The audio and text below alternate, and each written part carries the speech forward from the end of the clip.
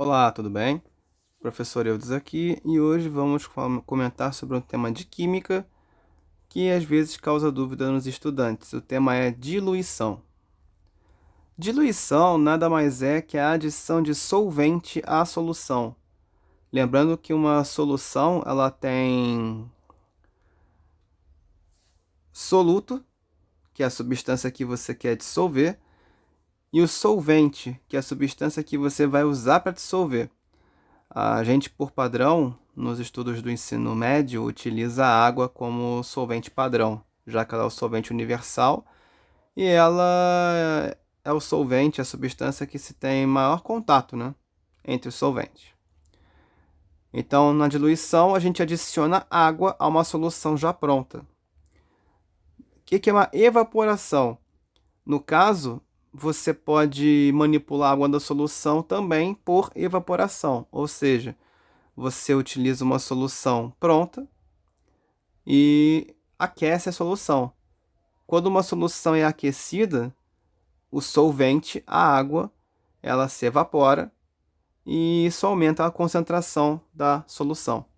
Da mesma forma que você diluir uma solução, ou seja, adicionar solvente, significa dizer que você está diluindo ou enfraquecendo a solução, diminuindo sua concentração.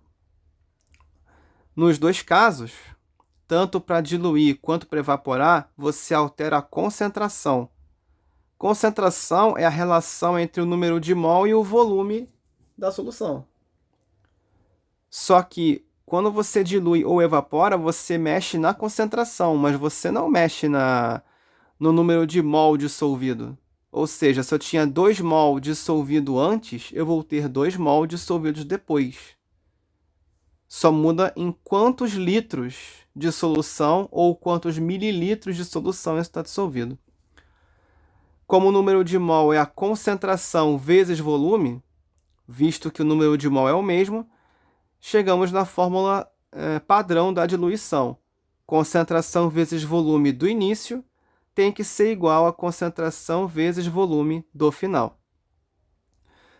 Tá? Lembrando que a concentração molar é em mol por litro, o volume normalmente é em litros, mas neste assunto específico, usando esta fórmula específica, pode estar em mililitros, já que tem 2 volumes aí, basta que eles estejam na mesma unidade.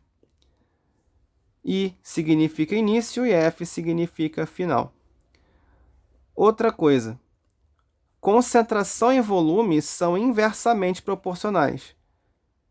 O que isso significa? Significa dizer que se você diminuir o volume de uma solução, você está aumentando sua concentração. Se você aumentar o volume, a concentração estará diminuindo.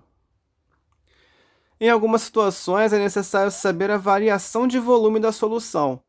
Variação é delta, ou triângulo, e V, no caso de volume. Para calcular a variação de volume, basta diminuir o volume final do volume inicial. Aliás, o volume inicial do volume final. VF menos VI. E nós temos duas interpretações para esse ΔV. Se o ΔV for positivo, houve a adição de solvente à solução, ou seja, ΔV positivo significa que houve uma diluição de fato. Se o ΔV for negativo, menos 20, menos 30, menos 3 litros, não importa. Se o sinal for negativo, haverá perda de solvente da solução, ou seja, uma parte da água da solução se evaporou. Vamos a um pequeno exemplo aqui.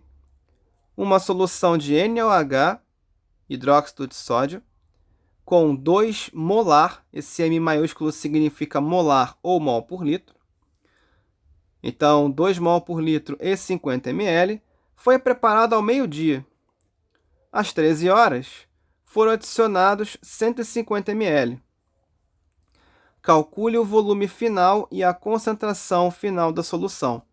Vejam que se vocês utilizassem só a fórmula padrão da diluição, será impossível, porque eu estou com 2 variáveis para serem encontradas.